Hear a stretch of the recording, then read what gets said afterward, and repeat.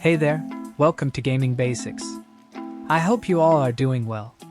Today you will learn how to create a clan in Clash of Clans. Before I start this video, be sure to subscribe to this channel and do not forget to click on bell icon. So let's begin. First of all, open the Clash of Clan app. Now click on your clan castle. Now click on clan button. Now click on create clan and this will appear. As you can see, I have already made my clan. There is clan name, description. Write your description. So badges are like profile pictures. Then we have clan type. You can choose anyone can join. Then we have war frequency. I have selected rarely cause I do wars rarely. We also have clan location. You can choose any location you like. Then we have clan language. Choose any language you want. Finally, we got clan labels. This is gonna describe your account.